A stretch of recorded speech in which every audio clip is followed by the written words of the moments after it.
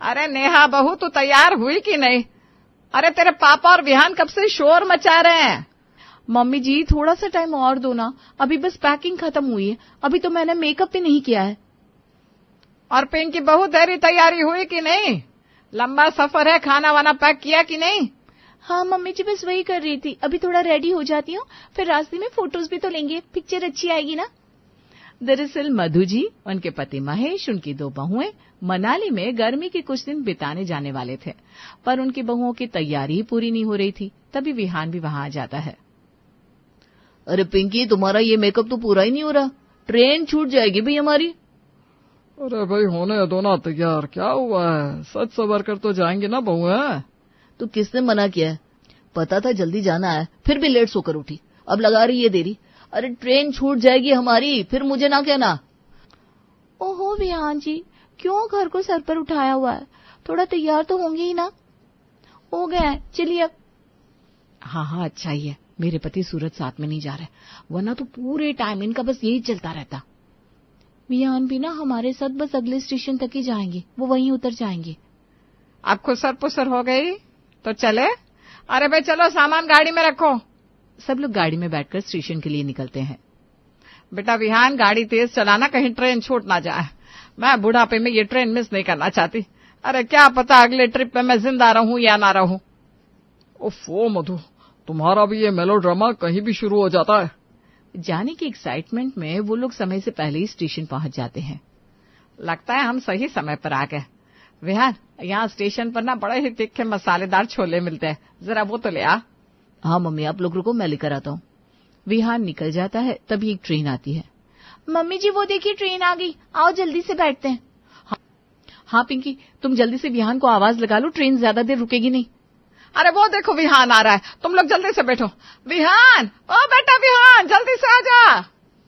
सब लोग ट्रेन के डब्बे में बैठ जाते हैं और शांति से आंखें बंद कर लेते हैं। कुछ ही देर में ट्रेन चल पड़ती है।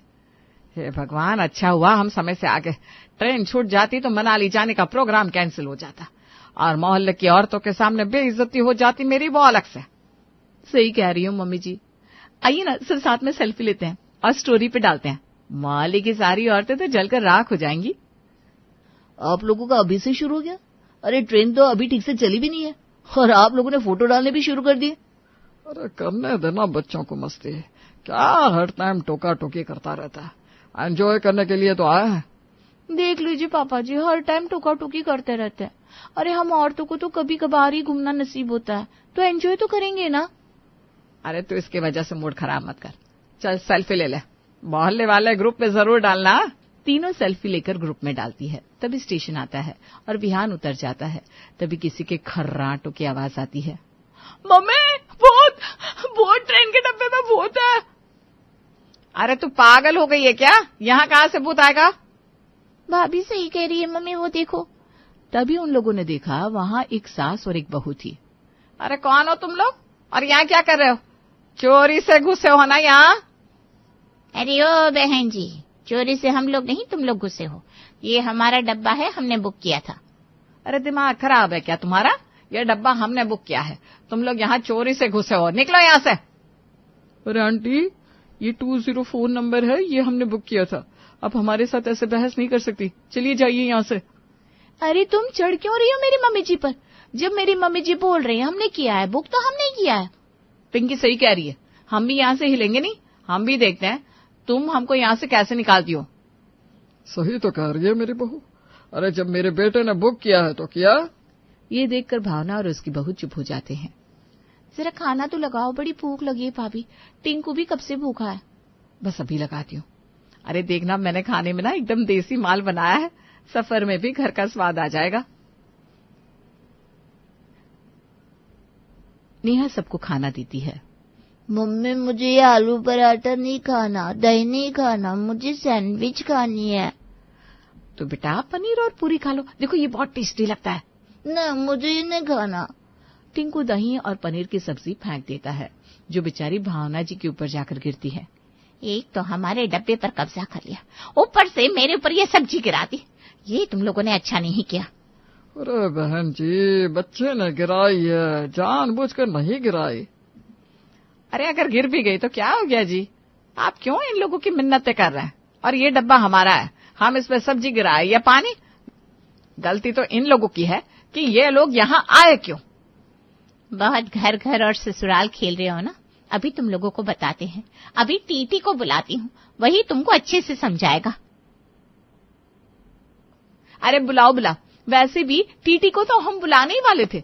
देखना, अब जब टीटी आएगा और तुमको यहाँ से निकालेगा, थाने भी ले जाएगा, फिर जुर्माना भी अलग से देना होगा। देखा मेरी बहू कितनी समझदार है। अरे भाग्यवान, क्यों बेचारे को परेशान कर रही हो? बहन जी आप आराम से रह लो। ये सब देखकर भावना जी बेचारी गुस्से से तिलमिला जाती है। कुछ ही देर में मधु के परिवार ने रेल के डब्बे को रसोई घर के जैसा बना दिया था, क्योंकि वहाँ दाल, राजमा, पनीर, अचार की खुशबू, हर तरफ सब्जियां बिखरी हुई। बेचारी भावना जी खुद को रोक नहीं पाई। बस अब मैं बर्दाश्त नहीं कर पाऊंगी, अब मैं टीटी को बुलाऊंगी। अरे बुला बुला, वैसे भी मुझे वो सीट चाहिए जिस पर तू है। थोड़ी देर में टीटी वहां आता है, जिसे देखकर मधु खुशी से उछल पड़ती है। अरे अभिजीत, तुम यहाँ? अभिजीत फूफा, ये तो कामना बुआ के पति है ना, अब आएगा मजा। देखना मम्मी जी, कैसे अभिजीत फूफा इन लोगों को बाहर निकालते हैं। अरे आप लोग यहाँ कैसे मधु भाभी? ये जो भावना जी है, इन्होंने मुझे बताया कि आप लोग जबरदस्ती इनके बुक किए हुए डब्बे में बैठे हुए हैं।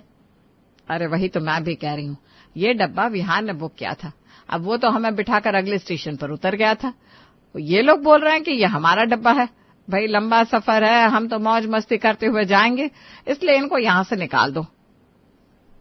टीटी अंकल, ये लोग झूठ बोल रहे हैं। ये देखिए 204 नंबर, ये हमने बुक किया था। ये लोग सुन ही नहीं रहे, उल्टा हमें परेशान किया हुआ है। यहाँ की हालत देखिए। पिंकी बेटा, तुम भी दिखाओ जरा टिकट। ये लो फूफा जी, देखो 205 ही है। ये लोग सही बोल रहे हैं मधु भाभी, इनका टिकट सही है। आप लोगों का भी 205 ही नंबर है, पर आप लोग जाने की जल्दी में गलत ट्रेन में चढ़ गए हो। ये ट्रेन मसूरी नहीं कहीं और जा रही है। क्या क्या क्या? ये सुनते ही सब लोगों के होश गुल हो जाते हैं। हे भगवान, कहने को तो मेरी पूरी फैमिली पढ़ी लिखी है, पर सही ट्रेन तक मैं नहीं बिठा पाए। अरे कौन बैठा था पहले? विहान भी तो साथ में था ना? हम दोनों बहुएं बहुत एक्साइटमेंट में थी, पढ़ना भूल गई और जल्दबाजी में इन लोगों को भी बिठवा दिया। सब हमारी गलती है। अब पछताने से क्या होगा? हमें इतना परेशान किया तुम लोगों ने इतने घंटे, अब सजा भी तो मिलनी चाहिए ना, और जुर्माना भी। अरे काहे की सजा? अरे मेरी ननद का पति है ये हमें थोड़ी ना सजा देगा, और अपनों का तो यही फायदा है। अभिजीत, तू हमें सही ट्रेन में बिठवा दे जरा। सजा तो मिलेगी भाभी, और सही ट्रेन भी, पर उससे पहले आपको पूरे 15,000 का जुर्माना देना होगा। एक तो आपने टिकट नहीं लिया, ऊपर से इन लोगों को बहुत परेशान किया। अरे पर हम तो रिश्तेदार है ना, तू हमसे जुर्माना लेगा? अरे कुछ तो रिश्तेदारी की शर्म कर। अरे जब तेरी बीवी आती है बच्चों को लेकर, तो हम ही पकाकर खिलाते हैं, और जाते समय कितना कितना नेक भी देता है। माफ करना भाभी, पर अगर यहाँ रिश्तेदारी निभाई तो मेरी सरकारी नौकरी चली जाएगी। लाइए अब जल्दी से 15,000 निकालिए, वरना थाना भी पास में है। जुर्माना दे दोगी तो मैं सही ट्रेन में बिठा दूंगा। ये सुनकर बेचारे सबके चेहरे उतर जाते हैं, और बेचारी सास 15,000 की करारी गड्डी निकालकर अभिजीत को देती है। तो हमें मनाली की नहीं, बस घर की ट्रेन में ही बिठा दे। लेकिन मम्मी जी, मनाली की ट्रिप के बारे में ग्रुप में पोस्ट डाल दी थी, अब पड़ोसियों को क्या मुंह दिखाएंगे? अरे 15,000 तो दे दिए ना तुम लोगों की वजह से इनको। वहां क्या समंदर का पानी पीकर जिंदा रहोगी? अब पैसे नहीं बचे अपने पास। जाओ जाओ, ध्यान से जाना। बेचारे सारे के सारे लटका मुंह लेकर घर आ जाते हैं। लखनऊ शहर में 2 सहेलियां रहती थी, चित्रा और सरोज। दोनों कॉलेज टाइम से दोस्त थीं, और आज उनके जवान बच्चे थे। चित्रा का एक राजीव नाम का बेटा था, और सरोज की शालिनी नाम की बेटी। मम्मी, आप कहीं जा रही हो क्या? हाँ, सरोज के घर जा रही हूँ। क्यों, कोई काम है क्या? आप उनसे रोज तो फोन पर बात करती हो, अब मिलने भी जा रही हो? क्या कहा तूने? अरे बेटा, सरोज आंटी के बारे में कुछ न बोल देना, वरना घर में महाभारत हो जाएगी। मैं अपने शुरुआती दिनों में बोल कर देख चुका हूँ। अरे बाप रे, तुम लोगों के काम में कोई कमी रहती हो तो बताओ। इतना सब करके मैं अपनी सहेली से मिल भी नहीं सकती। अरे नहीं मिल सकती हो। नहीं मिल सकती हूँ? अब मेरा मतलब है नहीं, बिल्कुल मिल सकती हो। जाओ जाओ। हाँ मम्मी जाओ जाओ, आई एम सॉरी। ठीक है, आती हूँ अभी। चित्रा सरोज के घर जाती है। राजीव अपने पिता से कहता है, पापा सरोज आंटी से मिलने पर मैंने सवाल उठाया तो मम्मी पर तो माता ही आ गई थी। हाँ बेटा ऐसा ही है, इसलिए ध्यान रखना आगे से ऐसा कुछ न बोलना, वरना झेल नहीं पाओगे। थैंक गॉड आपने इस टाइम बचा लिया मुझे, वरना एटम बम फट जाता। बेटे को बचाना बाप का फर्ज होता है। चित्रा अपने बेटे राजीव के मजाक को पीछे छोड़ सरोज के घर पहुंचती है, जो बस 4 कदम की दूरी पर था। दरवाजा खटखटाते ही सरोज दरवाजा खोलती है और दोनों सहेलियां गले मिलती हैं। उनके साथ ही सरोज की बेटी शालिनी और बहू तारा भी वहीं होती हैं। अरे चित्रा आओ आओ, बड़ी देर लगा दी आज। अरे मेरे घर वालों ने पहले ही रोकने की पूरी कोशिश की थी। जैसे ही बोला सरोज के घर जा रही हूँ, सबके चेहरे ऐसे हो गए जैसे मैंने पूरे घर को आग लगाने की धमकी दे दी हो। वो तो है, खैर बताओ बाकी सब बढ़िया? हाँ हाँ एकदम झकास। अच्छा सुनो, मुझे ना तुमसे एक खास बात करनी थी, समझ में नहीं आ रहा कैसे कहूँ। अरे मुंह से कहोगी और कैसे कहोगी? अरे पर वो मैं, अरे बोलो ना, क्या बकरी की तरह मैं कर रही हो? दरअसल मैं सोच रही थी क्यों ना हमारी दोस्ती को रिश्तेदारी में बदल दें। क्या? तुमने तो ये मेरे दिल की बात बोल दी सरोज। सच में? हाँ हाँ एकदम। मेरा राजीव, तेरी शालिनी, दोनों एक ही उम्र के भी है। मैं तो सोच सोच कर ही खुश हो रही हूँ। अरे ये क्या हो गया? मुझे लगा था सिर्फ गप्पे हाँके जाएंगे, पर यहाँ तो रिश्ता पक्का हो गया। हाय राम। शालिनी हड़बड़ाते हुए भागने लगती है और दीवार से टकरा जाती है, लेकिन शर्म के मारे फिर भी भागती रहती है और कमरे में चली जाती है। ये देखकर वो सब हंसने लगते हैं। फिर चित्रा घर लौटकर राजीव को ये खुशखबरी सुनाती है। राजीव बेटा, मैंने तेरी शादी तय कर दी बेटा, शालिनी के साथ। क्या? उनका घर तो बिल्कुल पास में है। इतनी पास शादी करोगी तो सबको लगेगा हमारी लव मैरिज हुई है। अरे बेटा, ये जो 4 कदम है ना, वो रिश्तों को जोड़ने के लिए होते हैं, दूरियां बनाने के लिए नहीं। अरे क्या फिल्मी डायलॉग बोल रही हो? अरे तू डायलॉग छोड़, लड़की देख। पर माँ, दोस्ती को दोस्ती ही रहने दो ना। इतनी पास की रिश्तेदारी से तो गली में रोज रोज की खबरें उड़ेंगी। हाय राम, ये दिन देखने के लिए जन्मा था तू? बेटा होकर मेरी बात टाल रहा है। तेरी शादी का सपना देखा था और तुझे ही इनकार करते देखना था। हाय मेरा क्या होगा? अरे ओके ओके ओके, मैं मान गया बाबा, ड्रामा मत करो माँ, तैयार हूं मैं। चित्रा से तो वो बहस नहीं कर पाता, लेकिन फिर अपने पापा प्रदीप के पास ये व्यथा कथा लेकर पहुंचता है। पापा आप ही समझाइए ना माँ को, इतनी पास की शादी, मेरा मतलब ये क्या हो रहा है? बेटा मैं तो हाथ खड़े कर चुका हूँ, ये सब तेरी माँ का प्लान है, शादी तो करनी ही पड़ेगी अब। पापा आप भी एकदम सपोर्ट छोड़ दिया आपने। अरे बेटा तेरे लिए तो यही सबसे अच्छा होगा, माई का पास तो बीवी खुश। वो अंग्रेजी कहावत है ना, happy wife means happy life. वाह क्या बात कही पापा, वाह वाह वाह वाह। लेकिन आप जानते हो मुझे अभी शादी नहीं करनी है। बेटा जिंदगी हमेशा हमारे प्लान के हिसाब से नहीं चलती, गो विद द फ्लो। और आखिरकार राजीव मान जाता है और उसकी शादी शालिनी से हो जाती है। शादी के बाद चित्रा और सरोज दोनों अपनी दोस्ती को रिश्तेदारी में बदलकर बेहद खुश होती हैं। आजा मेरी प्यारी बहू, अब से हम बस 4 कदम की दूरी पर नहीं बल्कि एक ही परिवार का हिस्सा है। सही कहा, अब हमारी दोस्ती और गहरी हो गई है, अब ये रिश्तेदारियां निभानी है। शालिनी एक बात तो पक्की है, इस 4 कदम ने मेरी जिंदगी में बवाल जरूर ला दिया है। अच्छा जी, अब तो इसी बवाल के साथ जीना सीखना पड़ेगा।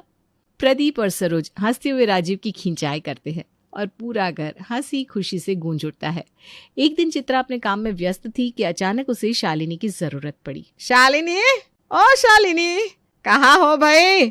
पर कोई जवाब नहीं आता। चित्रा पूरे घर में ढूंढने लगती है पर शालिनी कहीं नहीं मिलती। अंत में वो राजीव के पास पहुंचती है। राजीव तेरी बीवी कहाँ गायब हो गई? पूरे घर में ढूंढ लिया, कहीं नजर नहीं आ रही।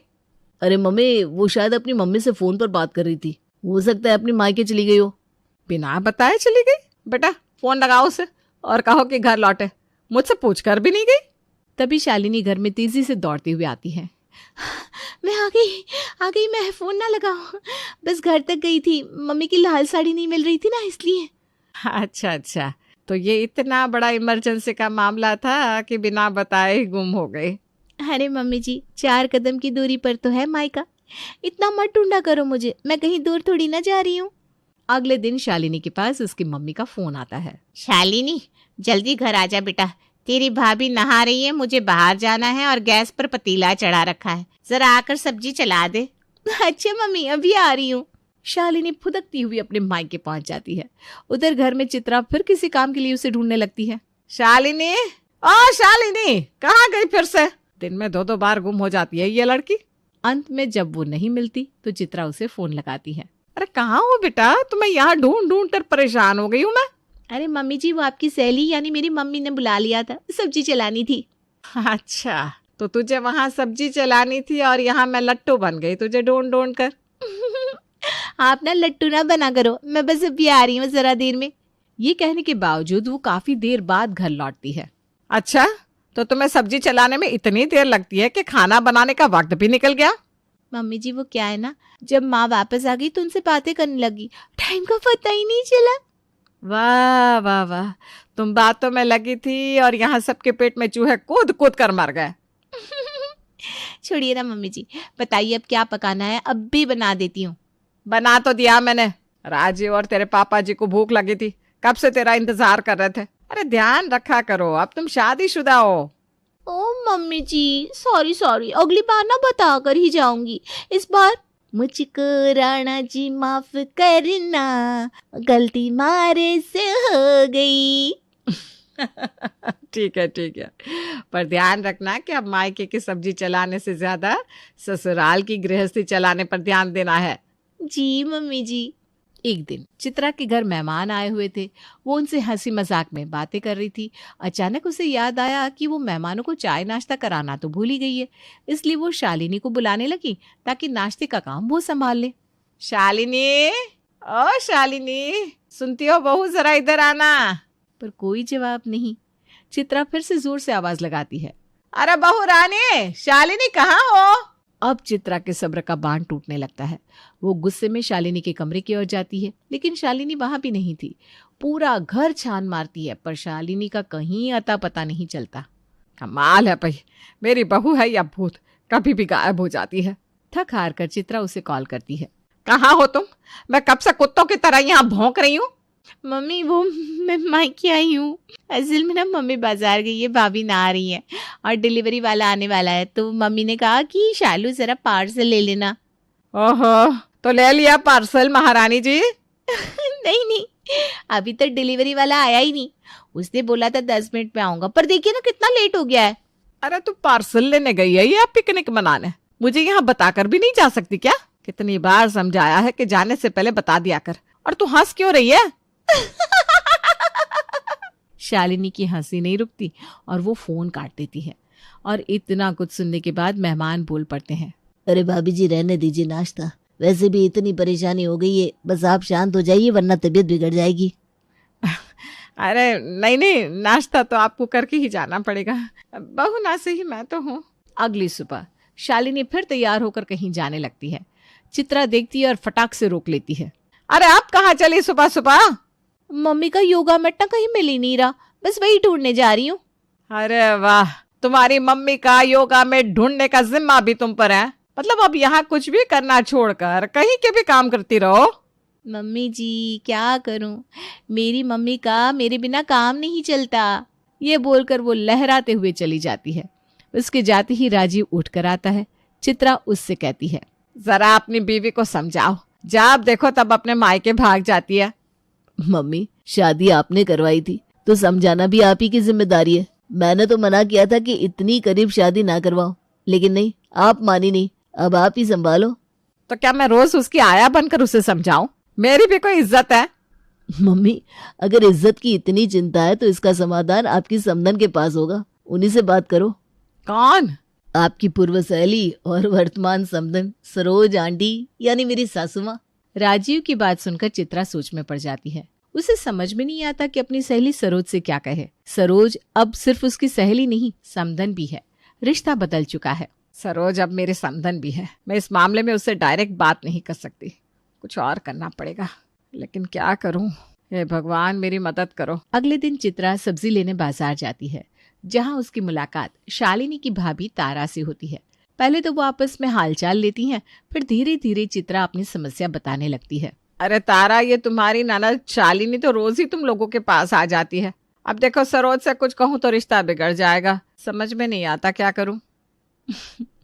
आपने तो मेरे दिल की बात कह दी। मैंने तो इसीलिए कुछ नहीं कहा कि कहीं आपको बुरा ना लग जाए। आपकी बहू है ना। पर सच में वो रोज हमारे घर डेरा डालकर बैठी रहती है। मुझे भी ना परेशानी होती है। अरे तो हम दोनों को ही कुछ करना पड़ेगा। बताओ कोई तरकीब है क्या? है तो एक जबरदस्त प्लान, लेकिन सवाल यह है कि आप ये कर पाओगी? अरे बेशक करूंगी, बताओ तो सही। तारा अपना चालाकी से भरा प्लान बताती है और दोनों शैतानी हंसी हंसती है। अगले दिन तारा और सरोज किचन में काम कर रही थी। सरोज ने दूध पकने के लिए चढ़ाया और फिर कुछ काम से बाहर चली गई। तारा भी अपना काम खत्म करके अपने कमरे में चली जाती है। कुछ ही देर में सारा दूध उबल कर फैल गया। अरे तारा, सारा दूध बह गया। तू थी ना किचन में, जरा देख नहीं सकती थी क्या?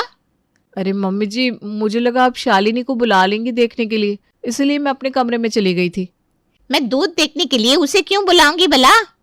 अरे जब आप सब्जी चलाने के लिए उसे बुला सकती हैं तो मुझे लगा दूध के लिए भी बुला ही लेंगी। सरोज झेंप गई और चुपचाप जले हुए दूध को साफ करने लगी। उसी रात शालिनी फिर से अपने मायके पहुंच जाती है। इस बार चित्रा तंग आकर दरवाजे में ताला लगा देती है। जब शालिनी लौटती है तो दरवाजा खटखटाती है। चित्रा जानबूझकर अंदर इंतजार करती है और काफी देर बाद दरवाजा खोलती है। अरे तू बाहर क्या कर रही है? मैं तो सो गई थी। मम्मी जी, मैं मायके गई थी। ताला लगाने से पहले कम से कम देख तो लिया करो कि मैं घर में हूँ या नहीं। अरे कभी बता कर जाया करो कि जा रही हो, तो पता भी हो। अब क्या हर बार तेरी खबर रखने के लिए सीसीटीवी लगाऊं? मम्मी जी, हर वक्त टोका टोकी की जरूरत नहीं है। मैं सिर्फ मायके ही तो जाती हूँ। और मैं क्या यहाँ जासूस हूँ कि हर पल देखती रहूं कि मेरी बहू घर में है या उड़न छो? तभी शालिनी का ध्यान जाता है कि राजीव भी घर में नहीं है। मम्मी जी, राजीव कहाँ है? मुझे क्या पता। जिस तरह से तुम बिना बताए जाती हो, अब वो भी जाने लगा है। अब तेरा पति भी आजाद घूमू मस्त गगन में। शालिनी थोड़ा चिंतित होकर राजीव को कॉल करती है। फोन उठाने पर राजीव कुछ नहीं बोलता। तभी पीछे से किसी लड़की की हंसी सुनाई देती है। शालिनी जलन से जल भुन जाती है। राजीव, ये कौन है जो पीछे से हंस रही है?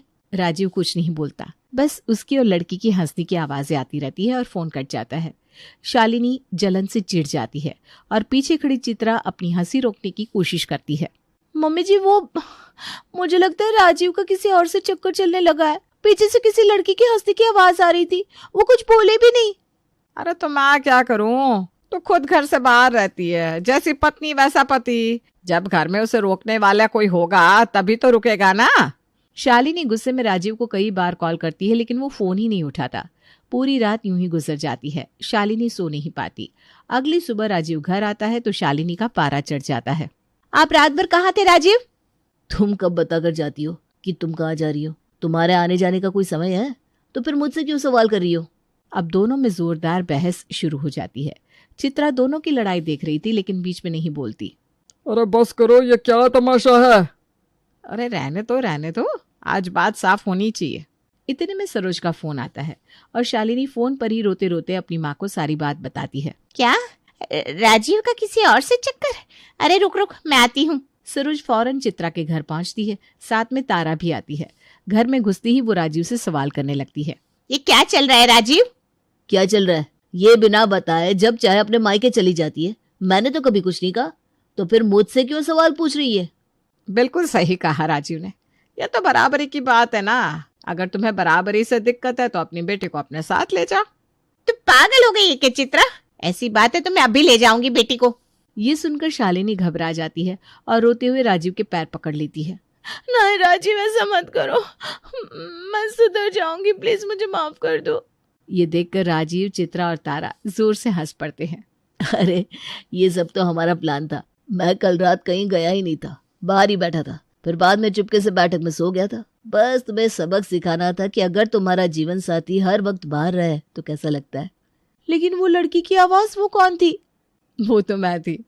ये हम तीनों का प्लान था तुम्हें समझाने के लिए। पहले तो राजीव मानने को तैयार नहीं था, लेकिन मैंने जैसे तैसे उसे मना लिया। तुम्हारे इस टॉक्सिक बिहेवियर को सुधारने के लिए सब किया है। शालिनी और सरोज दोनों शर्मिंदा होकर मुस्कुराती हैं। वाह चित्रा, ये तो मास्टर प्लान निकला। तू भी ना खूब है। सो तो मैं हूं। चल अब जा और मेरी बहू को 1 हफ्ते से पहले फोन मत करना, समझी? ये सुनकर सब हंस पड़ते हैं। सरोज और तारा अपने घर चली जाती हैं।